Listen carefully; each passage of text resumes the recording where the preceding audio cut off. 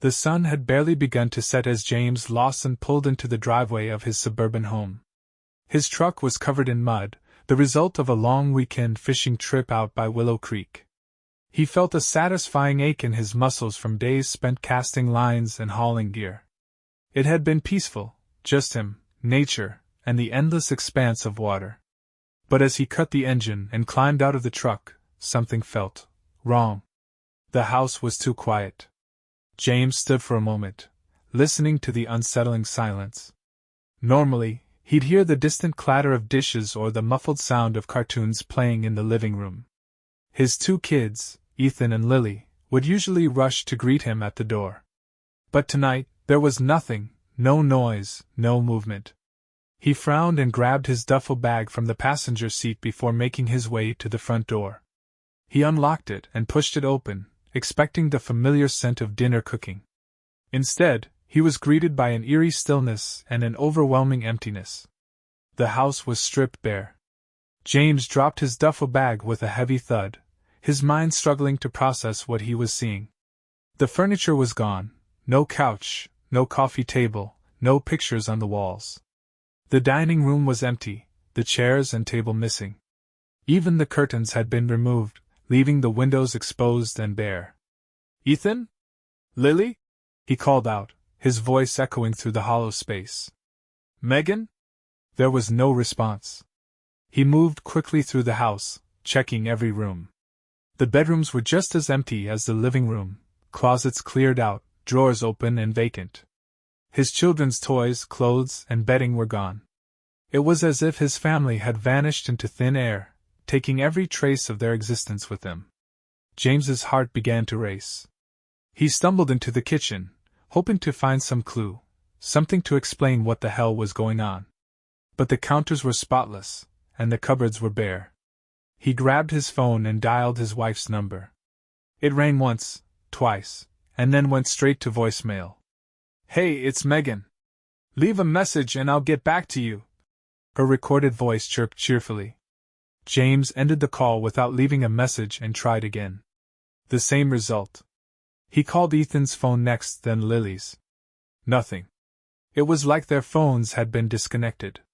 His mind raced through 100 possibilities, each one more terrifying than the last. Had something happened while he was away? An emergency? An accident? He hadn't heard anything unusual during the trip, no missed calls, no urgent messages. Everything had seemed normal until now. James ran a hand through his hair, trying to stay calm. He needed answers. Fast. He decided to check with his neighbors. The Thompsons lived across the street, and were always nosy enough to notice anything out of the ordinary. James hurried across the yard and rang their doorbell. It wasn't long before Mrs. Thompson, a thin woman in her 50s, opened the door. Her face lit up with a mixture of surprise and curiosity. "James! I didn't expect to see you tonight. Is everything all right?" "Mrs. Thompson," James said, struggling to keep his voice steady. "Have you seen Megan or the kids? I just got back, and the house is empty. They're gone." Her smile faltered, replaced by a look of confusion. "Gone? Well, I saw them leave 2 days ago. They were packing up a lot of things." "What?" James blinked, disbelief washing over him. "You saw them leave?" "Yes," Mrs. Thompson said, nodding slowly. "They loaded up a big moving truck. There was a man with them, tall, dark hair. He seemed to be helping." James felt like the ground had shifted beneath him. "A man? A moving truck? Did you recognize him?" he asked urgently. "What did he look like?" Mrs. Thompson shook her head. "No, I'd never seen him before. I just assumed he was a friend of Megan's. I thought maybe you were moving suddenly." James's mouth went dry. "And you didn't think to ask where they were going?" "Well, I didn't want to pry," she said defensively. "I figured you all had your reasons." James barely heard her. His mind was spinning. Megan had packed up the entire house and left with another man while he was away. It didn't make any sense. This wasn't like her. She wouldn't just take the kids and vanish without telling him, unless she had a reason. "Thanks," James muttered, turning away before Mrs. Thompson could ask more questions. He stumbled back to his empty house, his thoughts racing. This wasn't just some spontaneous decision. Megan had planned this. She had waited until he was out of town to execute it. But why? And who was the man helping her? He needed to find out. Now. Back inside the house, James pulled out his laptop and logged into their shared bank account. His heart sank as he scrolled through the recent transactions. Thousands of dollars had been withdrawn in the past week, large, methodical sums. Megan had drained almost all of their savings. Next, he checked her email account. It was empty. Every email, personal, work-related, even archived messages, had been deleted. He tried accessing their home's security camera system, but the feed was offline. Megan had covered her tracks well. James clenched his fists, frustration boiling over. This wasn't just some case of infidelity. Something much bigger was going on. His wife had wiped their digital footprint and disappeared with their kids, and the man she had left with was still a mystery. But James wasn't about to let this go. He would find her. He would find his children. And he would get the answers he deserved, no matter what it took. James spent most of the night glued to his laptop, hunting for any clue that could lead him to his wife and children. The eerie emptiness of the house pressed down on him, a constant reminder that they were gone. Every sound echoed in the vast, hollow space: his footsteps, the occasional creak of the floorboards, the clatter of his keyboard. He felt like a ghost haunting his own home. Megan had wiped most of her tracks, but no one could erase everything. There were always breadcrumbs if you knew where to look. The first lead came from a minor oversight in their phone records. While Megan had deleted her emails and vanished from social media, she hadn't disabled their phone plan's account access. James logged in and found a list of recent calls and text messages. One number stood out, a series of long calls made over the past few weeks, all to the same unfamiliar contact. He grabbed his phone and dialed the number. It rang 3 times before a male voice answered. Yeah? James's grip on the phone tightened. Who is this? Excuse me? The man replied, sounding irritated. Who's calling? This is James Lawson. You've been talking to my wife, Megan. I want to know who you are and why. There was a long pause. When the man finally spoke again, his tone was careful, guarded. Look, I don't know what you think is going on, but I can't talk to you. It's better if you forget this number. I'm not going to forget anything, James growled. You think you can just help her disappear with my kids and I'm supposed to walk away? Listen, the man said quietly, almost in a warning tone. You don't understand what's happening. Megan isn't running from you. She's trying to protect you. Stay out of this, for your own good. Before James could respond, the call ended. He stared at the phone, his mind racing. Protect me? From what? The words made no sense, but they sent a chill down his spine. He tried calling the number again, but it went straight to voicemail. The man was clearly serious about cutting off contact. James's frustration mounted, but at least he had confirmation. Megan wasn't just running with another man. This was something else entirely. But what? The next step was to visit Megan's workplace. She worked at a local community center as a program coordinator, organizing events and activities for families. James figured someone there might have seen or heard something unusual. He arrived early the next morning, parking outside the modest brick building. It was still quiet, the parking lot mostly empty except for a few employees arriving for the day. James recognized Megan's supervisor, a middle-aged woman named Karen, as she unlocked the front doors. Karen! James called out, jogging toward her.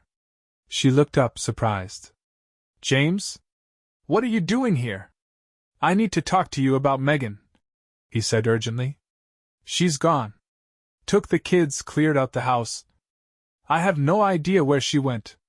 I was hoping you could tell me something. Karen's eyes widened in shock. She's gone? I thought she was just taking some time off. Time off? James repeated, his stomach sinking. What are you talking about? She put in a leave request last week, Karen explained. Said she needed to handle some personal matters. She didn't go into detail, but I didn't think much of it. Megan's always been reliable. James felt a fresh wave of anxiety. Megan had planned her disappearance down to the last detail, even informing her job. She hadn't left in a panic. This was calculated. Did she say anything else? He pressed. Mention anyone? A man, maybe? Karen frowned, thinking. No. But she did seem nervous the last time I saw her. Jumpy, like she was looking over her shoulder. I asked if everything was okay, and she just smiled and said she was fine. James exhaled slowly. Megan had been hiding something that had finally caught up to her. Thanks, Karen, he muttered, turning to leave. His mind was spinning with new possibilities. If Megan wasn't fleeing from him, then who, or what, was she running from? Back at home, James decided to search through some of Megan's old belongings.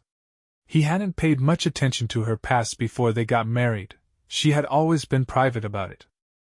She had told him that her parents had died when she was young and that she moved around a lot, but the details were always vague. He hadn't pressed her for more, until now. He found an old shoebox buried in the back of the closet. Inside were scattered photographs, letters, and documents. Most of the photos were of Megan in her early 20s, smiling with people James didn't recognize. One photo caught his eye, Megan standing beside a man who looked strikingly similar to the one his neighbor had described, tall, dark hair, wearing a sharp suit. The same man? James flipped the photo over. There was a date scrawled on the back, 2009. No name, no other details. But it was a lead.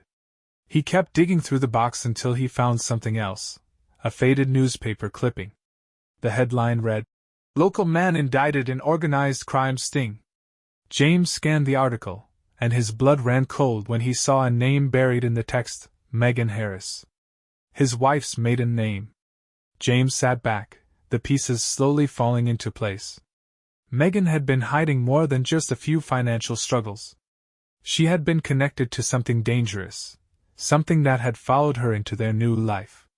He wasn't sure what terrified him more, the thought that his family was in danger, or the possibility that Megan had been involved in something criminal from the start. Either way, he needed answers, and he was running out of time. James stared at the newspaper clipping for what felt like an eternity, his mind racing to piece together the puzzle. Organized crime? Megan?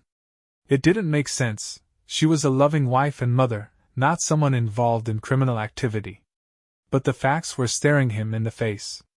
There was a part of her life he had never known, a part she had deliberately kept hidden. The man in the photograph had to be connected. Was he part of this criminal world? Was he the one helping her disappear now? And if so, why had he warned James to stay away? His phone buzzed on the table, snapping him out of his thoughts. It was Derek, an old friend and former cop who worked as a private investigator. James had called him earlier to ask for help tracing Megan's whereabouts. Hey, James answered quickly. Did you find anything? Yeah, Derek said, his tone serious. But it's complicated. You might want to sit down for this. I'm already sitting, James replied, his heart pounding. What did you find?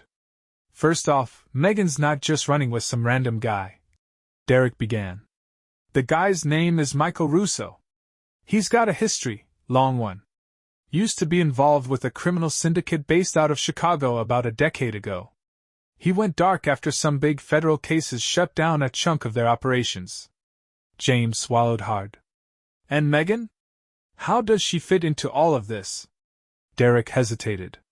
That's the complicated part. I found records under her maiden name, Megan Harris. Back then, she was a person of interest in a federal investigation. They never charged her with anything, but she was listed as a key witness.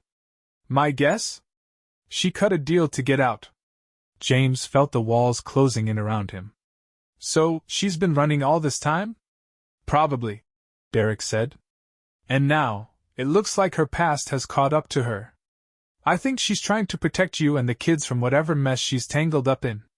James rubbed his temples, trying to process the information. Why wouldn't she just tell me? I'm her husband. We could have figured this out together. People like Megan don't want their loved ones caught in the crossfire, Derek said gently. She probably thought disappearing was the safest option. James leaned back in his chair, frustration boiling beneath the surface. He understood the logic, but it didn't make it hurt any less. His family was gone, and he had been left in the dark. All right, he said finally. What do I do now? I'll keep digging, Derek replied. But if I were you, I'd start looking into anyone who might have had a reason to come after her. Old enemies, loose ends, someone spooked her enough to run. James nodded, though his mind was already racing ahead. He needed more than information, he needed a plan. If Megan thought she could handle this alone, she was wrong. The next morning, James drove out to the address listed on the newspaper clipping. It was an abandoned warehouse on the outskirts of the city, surrounded by overgrown weeds and rusted chain-link fences. The place had been shut down for years, but James hoped it might still hold some answers. He parked the truck and approached cautiously, scanning the area for any signs of movement. The warehouse loomed like a skeleton, its metal frame creaking in the wind. He found an unlocked side door and slipped inside. The interior was dark and cavernous, the air thick with dust. James's footsteps echoed as he made his way through the empty space, his flashlight cutting through the gloom.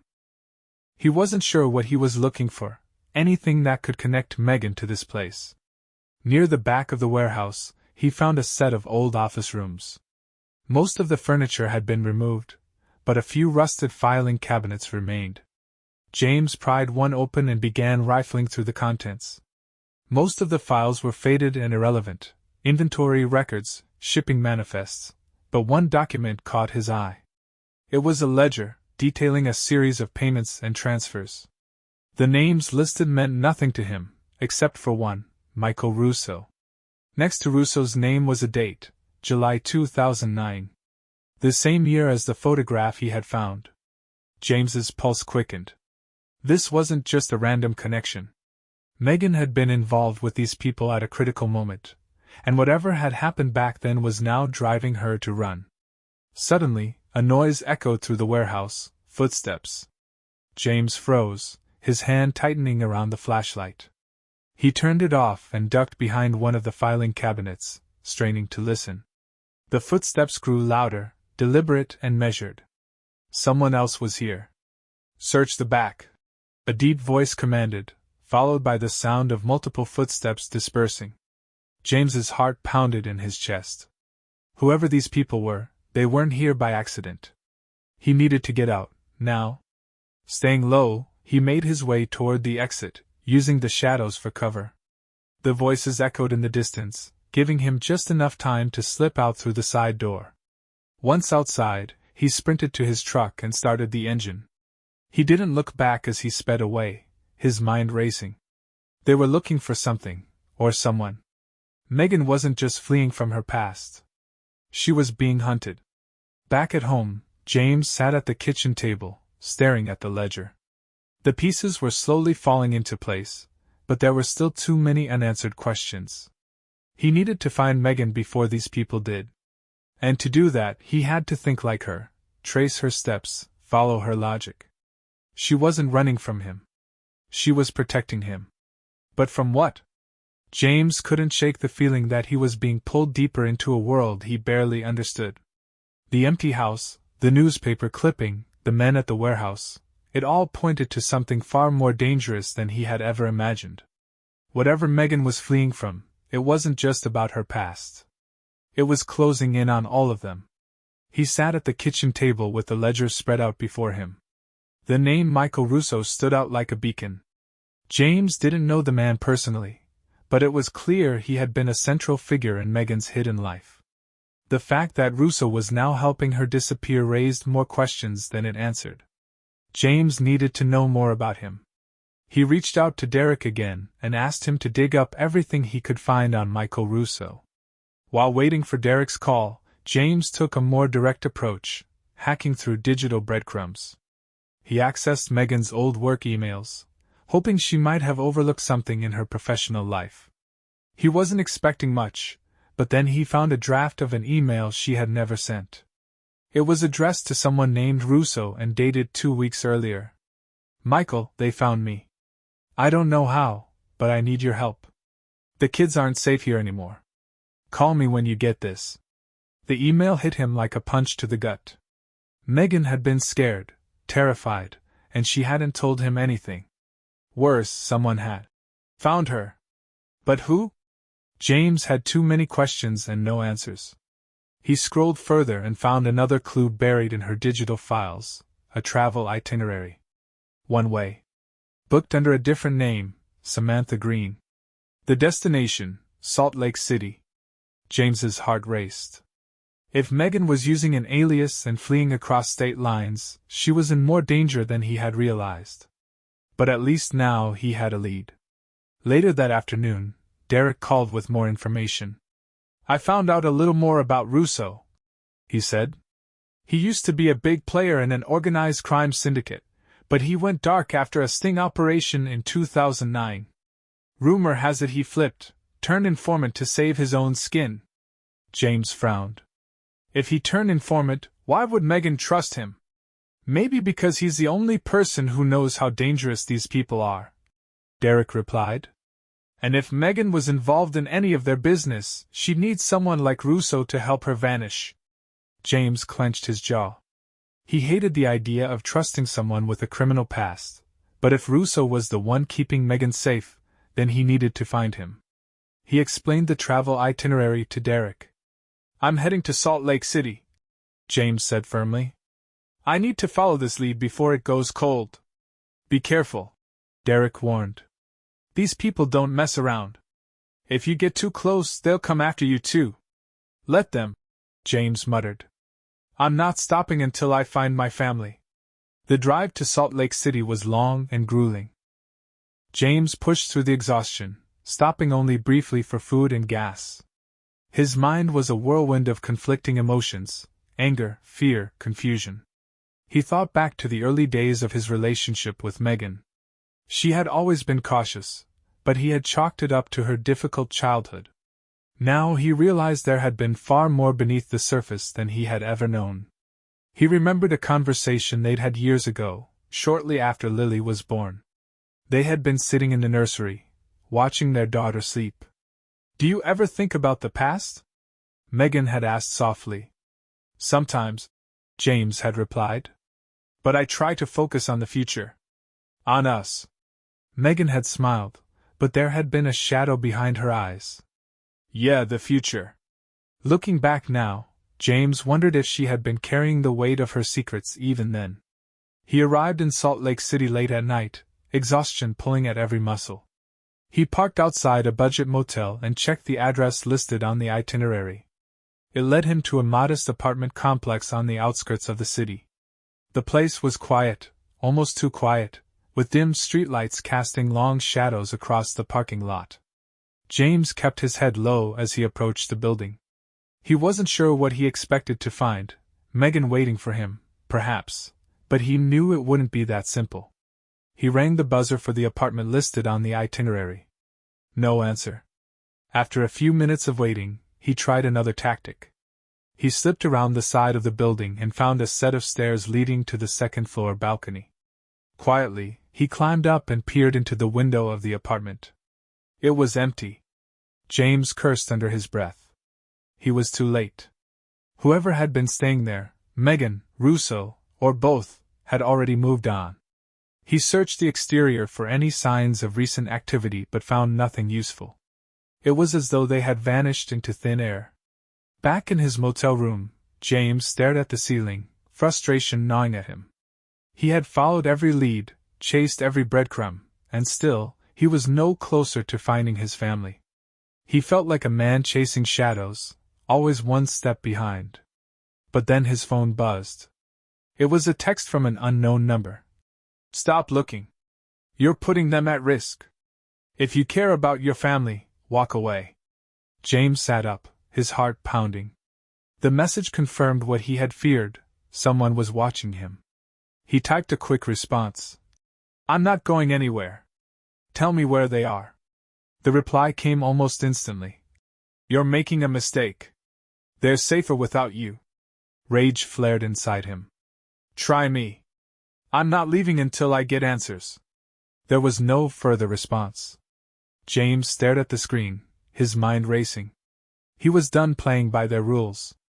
Whoever these people were, they had underestimated his determination.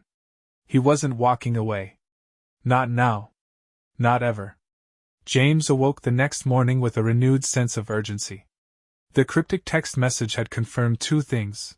Whoever Megan was running from was actively watching him, and they were serious about keeping him away. But he wasn't going to let fear dictate his next move.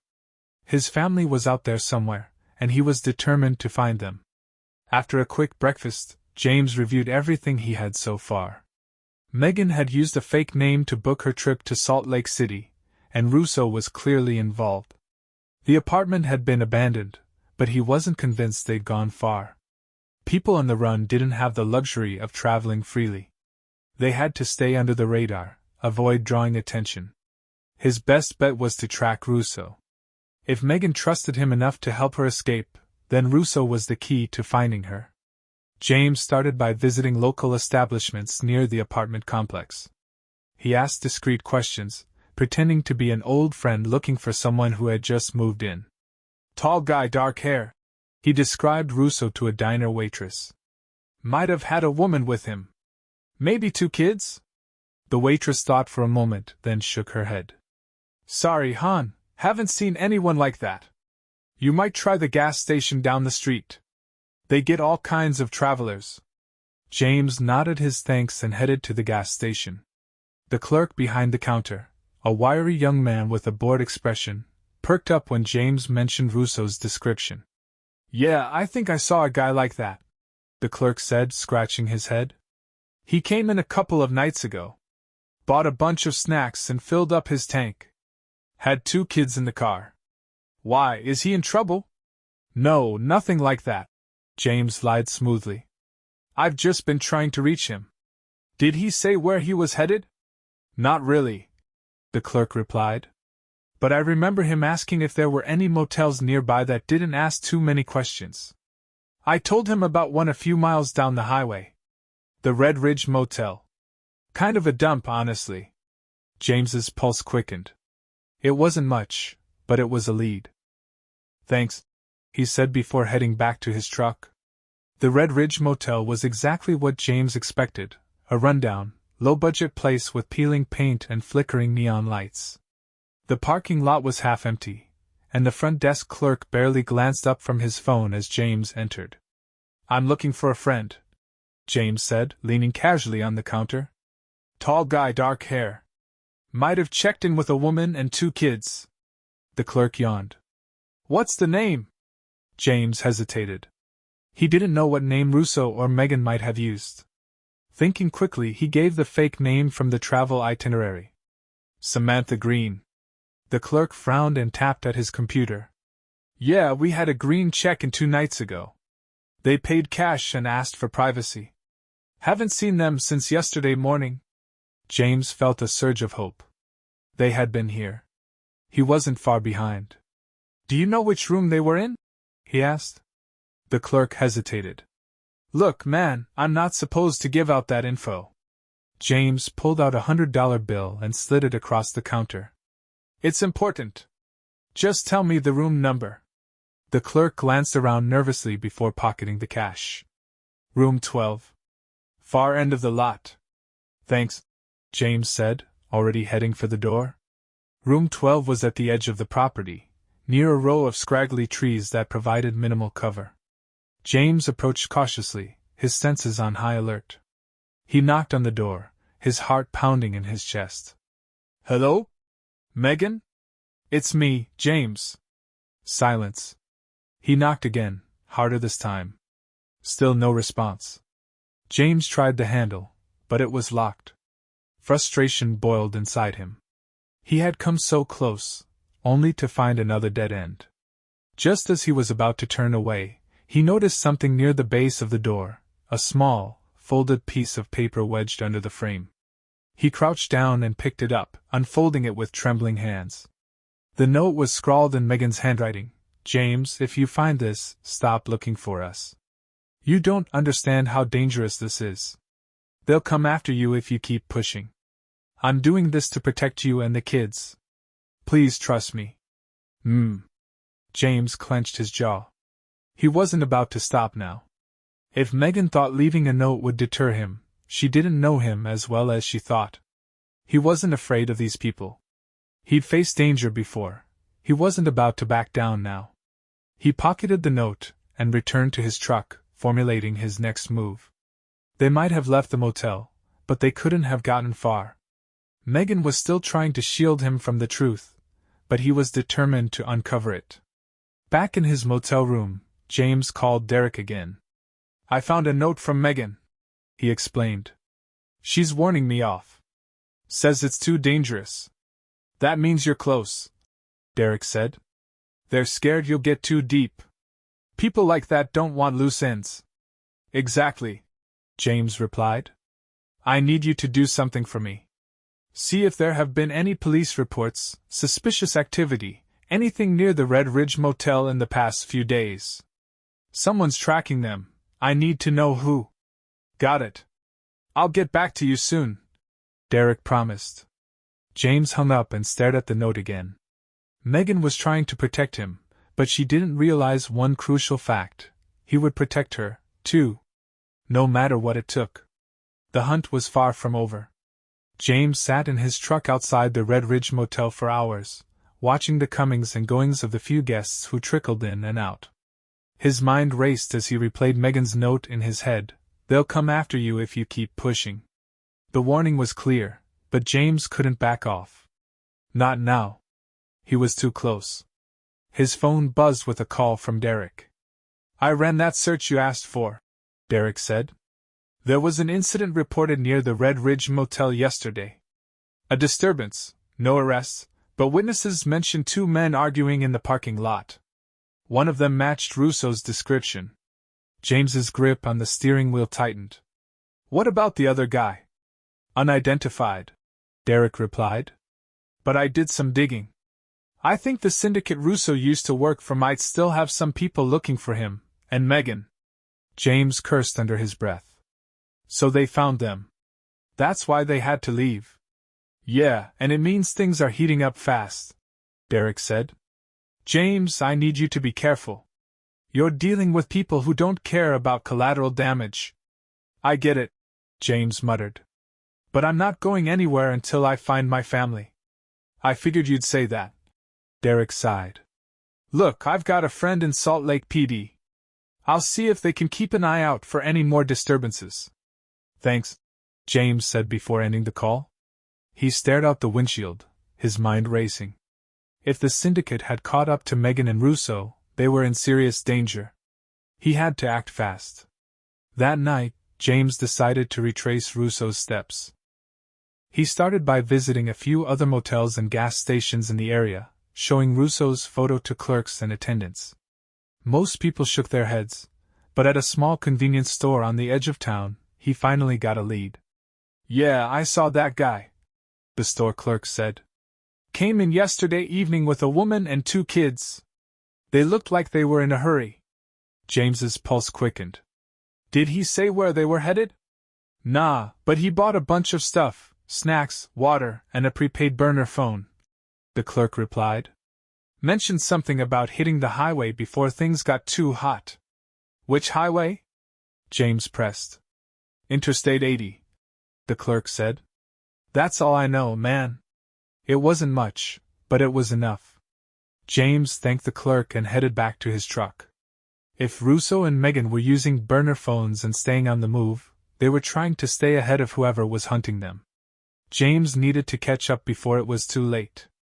The next morning, James hit Interstate 80 and followed the route eastward. He stopped at rest areas, truck stops, and roadside diners, asking discreet questions along the way. He knew it was a long shot, but he couldn't shake the feeling that he was closing in. By mid-afternoon, his persistence paid off. At a diner near the Wyoming border, A waitress recognized Russo's description. "They were here yesterday," she said, wiping down a table. The guy looked tense, kept checking over his shoulder. The woman seemed worried too. "They didn't stay long, just grabbed some food to go." "Did they mention where they were headed?" James asked. "No, but they left in a hurry," the waitress replied. "It looked like they were trying to get out of town fast." James nodded, a mixture of relief and anxiety washing over him. He was getting closer. Russo and Megan were on the run, but their path was becoming clearer. As he walked back to his truck, his phone buzzed again. It was another text from the unknown number. "Last warning? Stop now, or you'll regret it." James's jaw tightened. He typed a quick response. "You're not scaring me. I'm coming for them." There was no reply. As night fell, James found himself parked at a truck stop near Rock Springs, Wyoming. The sprawling lot was filled with long-haul trucks and weary travelers. He decided to rest for a bit, knowing he couldn't push himself too hard without risking mistakes. But just as he leaned back in his seat, he noticed something: two men standing near the edge of the lot, speaking in hushed tones. One of them glanced around nervously before pulling out a phone. James's instincts kicked in. He watched closely as the men exchanged a few more words, then started walking toward the exit. One of them matched the description Derek had given of a possible syndicate enforcer, a heavy-set man with a scar across his cheek. James quietly stepped out of his truck and followed at a safe distance. The men walked to a black SUV parked near the exit. As they climbed inside, James caught a snippet of their conversation. "They're headed north. Boss wants them alive, for now." The SUV's engine roared to life, and the vehicle pulled out of the lot. James hurried back to his truck and followed, keeping his headlights off to avoid detection. The SUV merged onto a smaller highway leading into the mountains. They were chasing Megan and Russo. James was sure of it. The road wound through dense forest, the darkness pressing in on all sides. James kept his distance, his heart pounding in his chest. He knew this was dangerous. If the men realized he was tailing them, things could escalate quickly. But he couldn't afford to lose them now. After nearly an hour of driving, the SUV pulled into a secluded rest stop nestled in the woods. James parked a few hundred yards back and watched as the men got out. They spoke briefly, then one of them walked toward a trailhead at the edge of the lot. James waited until they disappeared into the trees before stepping out of his truck.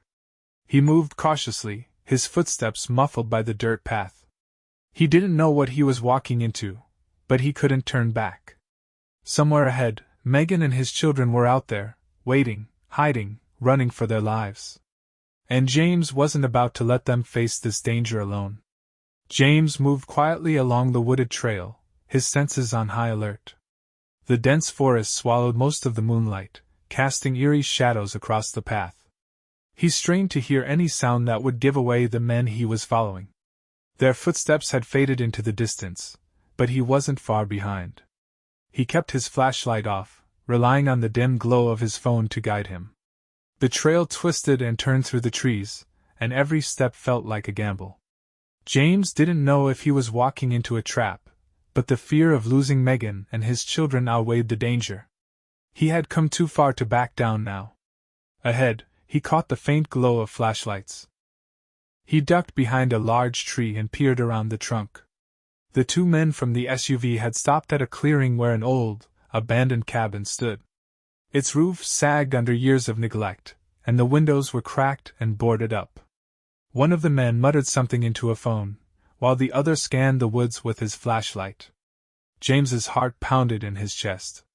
Are they inside the cabin? He wondered. Is this where Megan and Russo are hiding?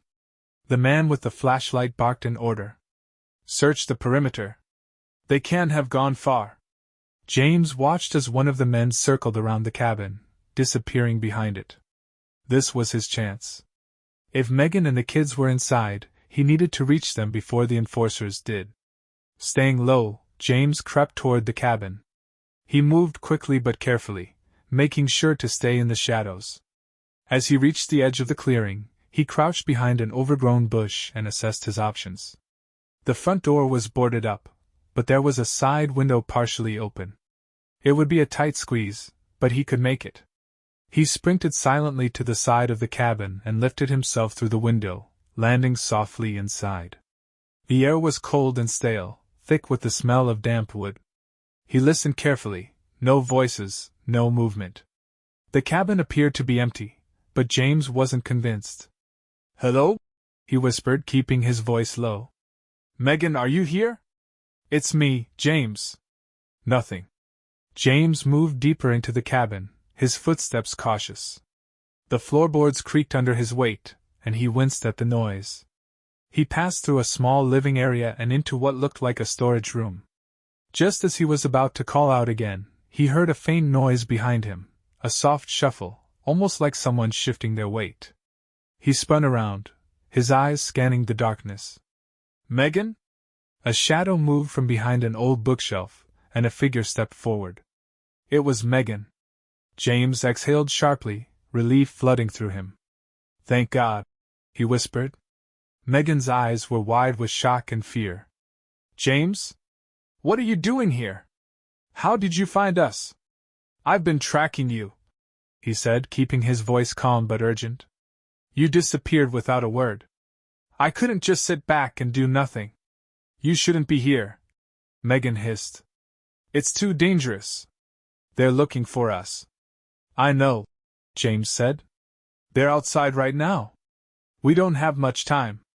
Megan grabbed his arm, pulling him further into the shadows.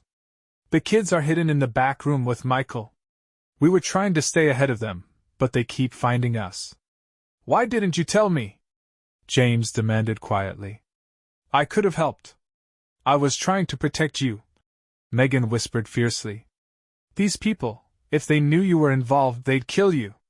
I couldn't risk it." James shook his head. "You don't get to decide that for me. We're a family. We face this together." Before Megan could respond, they heard voices outside the cabin. The enforcers had regrouped, their flashlights sweeping across the windows. "Fan out," one of them ordered. "Check the interior. They might still be inside." Megan's grip on James tightened. "We need to move. Now." They made their way to the back room, where Michael Russo stood guard. He gave James a wary look but didn't say anything. Ethan and Lily were huddled in the corner, their eyes wide with fear. When they saw James, they ran to him and threw their arms around his waist. "Dad!" Ethan cried softly. "We were so scared." "I'm here now," James whispered, holding them close. "It's going to be okay. I promise." "We need to get them out of here," Michael said in a low voice. "They're surrounding the cabin." James nodded. "Do you have an escape plan?" "There's a back entrance that leads to a hidden trail," Michael replied. "It'll take us to an old logging road. If we move fast, we can lose them in the woods." "Let's go," Megan said urgently. Michael led the way, guiding them through a narrow passage that opened onto the back of the cabin. The trail was overgrown but still navigable. They moved quickly and quietly, the sounds of the enforcers fading behind them. The forest swallowed them in darkness as they followed the winding path. James kept one arm around Lily and Ethan, his other hand gripping Megan's. The adrenaline coursing through his veins sharpened his senses, but he knew they couldn't let their guard down. They reached the logging road and paused to catch their breath. Michael checked the surrounding area before nodding. "We're clear for now," he said. "But they'll figure out we're gone soon. We need a new plan," James said. "We can't keep running like this." Megan looked at him, her eyes filled with exhaustion and fear. "I don't know how much longer we can keep this up." "They won't stop. They won't have to," James said grimly. "We're going to end this." They huddled near the edge of the logging road, hidden by the dense forest. The only sound was their ragged breathing as they caught their breath. James kept a steady hand on Ethan's shoulder, grounding himself as much as his son. The fear in the kid's eyes cut him deeply, but he knew he couldn't let it distract him. They had to move fast. "We can't keep running," James repeated, glancing at Michael. "These people aren't going to give up until they get what they want." We need to face them head on. Michael hesitated, exchanging a glance with Megan. You don't understand who we're dealing with, he said quietly. The men hunting us are part of the Grayson Syndicate. They were one of the most powerful crime organizations in the Midwest. I worked for them before everything went south. And Megan? James asked, his voice tight. Where does she fit into all of this? Megan sighed, her shoulders slumping as though the weight of the past finally became unbearable. It's time you knew the truth, she said. Before I met you, I was caught in a life I didn't choose. My parents were involved with the syndicate, and when they died, I became a pawn in their world. I spent years under their control, working in their operations. I wanted out, but the only way to escape was to cooperate with the feds. She was a key witness, Michael added. She gave the government enough information to bring down several top members. But the syndicate didn't forget. They've been looking for her ever since. James stared at her, the full weight of her words sinking in. So all this time, you were running from them? Yes, Megan whispered. When I met you, I thought I could finally start over. I didn't want this life for our kids. But they found me, James. I had no choice but to leave. I didn't want to drag you into this. James shook his head, his jaw tightening. You should have told me. We could have fought this together. I was scared, Megan admitted, tears glistening in her eyes. Scared that they'd kill you if they knew you were involved. I thought disappearing was the only way to keep you safe. James felt a surge of conflicting emotions, anger, sadness, and a fierce protectiveness for his family. He couldn't change the past, but he could fight for their future. Well, I'm here now. And we're going to end this. How? Michael asked skeptically. These guys are dangerous. They've got resources, weapons, connections. You're a civilian, James. I may not have your experience, but I know how to fight. James replied, his voice steady. And I'm not afraid of them. We need to draw them out, make them think they have the upper hand. Then we strike. Michael nodded slowly, considering the plan. All right. But if we're going to do this, we'll need a safe location to regroup and figure out our next steps. There's an old ranger station about 2 miles from here, Megan said. It's been abandoned for years, but it should give us cover for the night. Let's move, James said, his determination hardening into resolve. They followed the trail deeper into the forest, the moonlight providing just enough illumination to guide their path. James kept a close eye on the surroundings, his senses heightened. Every rustling branch and distant animal call put him on edge, but he forced himself to stay focused. After nearly an hour of hiking, they reached the ranger station. The building was small and weathered, with boarded-up windows and a rickety front porch. Michael checked the perimeter before giving the all-clear. Inside, they found a dusty but intact space with a few old cots and a wood stove. It wasn't much, but it was better than nothing. The kids curled up on one of the cots, exhaustion finally overtaking their fear. Megan sat beside them, brushing a hand through Lily's hair. James stood near the doorway, his mind racing as he tried to formulate a plan. They needed to turn the tables on the syndicate, but how? He had no doubt that more enforcers were already on their trail. Michael joined him, crossing his arms. You're serious about fighting back, aren't you? Damn right I am, James said. I'm not going to let them control our lives anymore.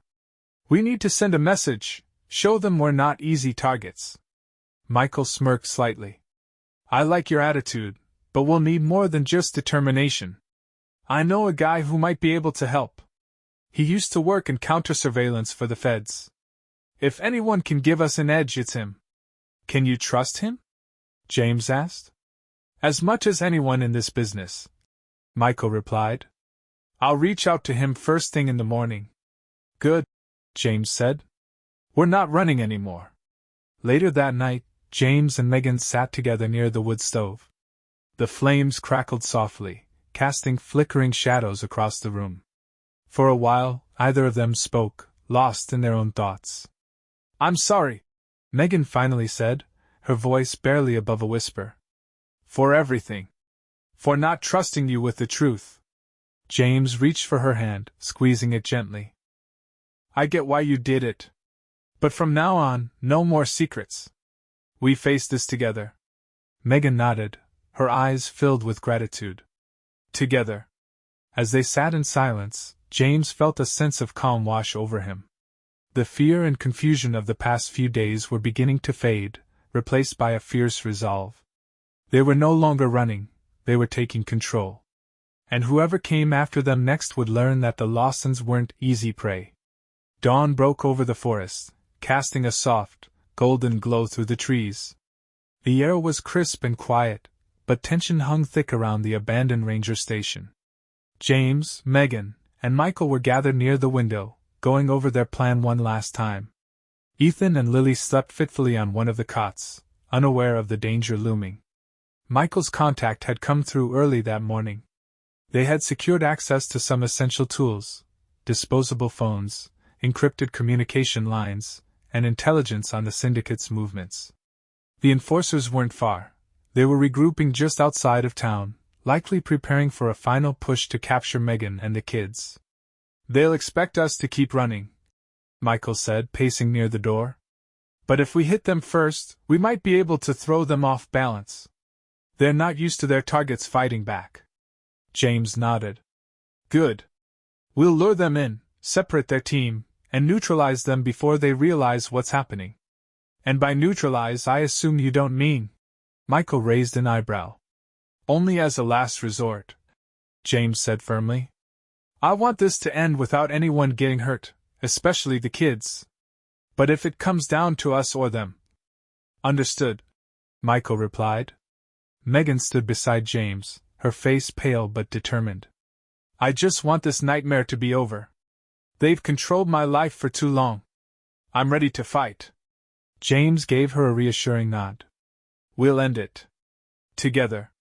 The plan went into motion quickly. Michael contacted one of his old syndicate associates, posing as a disgruntled insider. He fed them false information about Megan's supposed location, a clearing near an old logging site a few miles from the ranger station. The bait was set. James and Michael positioned themselves strategically around the clearing. Michael took cover in the trees on the north side, while James stayed low behind a cluster of boulders. Megan and the kids remained hidden at a secondary location nearby, ready to flee if things went sideways. They didn't have to wait long. The sound of approaching vehicles echoed through the woods. 2 black SUVs pulled into the clearing, kicking up dust and gravel. A group of enforcers stepped out, their faces hard and focused. Scarface, the man James had seen at the truck stop, barked orders to the others. Spread out, Scarface said. She's got to be here somewhere. James watched silently, his adrenaline surging. He counted 6 men, 2 with rifles, the rest armed with handguns. It wasn't ideal, but it was manageable if they stuck to the plan. Michael's voice crackled softly over the radio. Positions confirmed. Ready on your signal. James took a deep breath and whispered into the mic. Go. The ambush began with precision. Michael fired a warning shot from his position, drawing the attention of 2 enforcers. They scrambled toward the tree line, splitting the group in half. James took advantage of the distraction, moving quickly to flank the remaining men. He launched his attack with brutal efficiency. The first enforcer didn't see him coming. James tackled him from behind, disarming him and knocking him out with a swift strike to the head. The second man spun around, raising his weapon, but James was faster. He ducked behind a tree as the shot rang out, then lunged forward, delivering a powerful punch to the man's jaw. Nearby, Michael engaged the other enforcers, using the terrain to his advantage. He led them on a chase through the thick underbrush, picking them off one by one with calculated strikes. Within minutes, the group was scattered and disoriented. Scarface, realizing the ambush, yelled into his radio. Fall back! It's a trap! But it was too late. James and Michael regrouped, boxing in the remaining men. Scarface fired a few desperate shots before tossing his gun aside and raising his hands. All right, he shouted. You win. What do you want? James stepped forward, his jaw clenched. I want you to leave my family alone. For good. You don't know who you're messing with. Scarface sneered. This goes higher than me. You think you can just walk away? James grabbed him by the collar, his voice low and deadly. Try me. Go back to whoever sent you and tell them this. If they come after us again, I'll bring the fight to their doorstep. Understand? Scarface glared at him for a long moment, then nodded reluctantly. Yeah. I understand. Good, James said, shoving him backward. Now get out of here. The enforcers retreated quickly, limping and shaken. James watched until the SUVs disappeared down the road, the tension finally easing from his shoulders. They had won this battle, but he knew the war wasn't over. Back at the ranger station, Megan hugged the kids tightly, tears streaming down her face. It's over, she whispered. We're safe now. For now, James corrected gently. But we can't stay here. We'll need to relocate, maybe even change our identities. Michael nodded in agreement. I've got contacts who can help with that. You'll need to disappear again, but this time you'll be in control. James looked at Megan, his expression softening. Wherever we go together. No more running alone. No more secrets, Megan promised. They packed their belongings and prepared to leave the ranger station. As they drove away, James felt a sense of closure. The nightmare wasn't completely over, but they had taken the first step toward reclaiming their lives. They would rebuild. They would protect each other. And they would never be hunted again.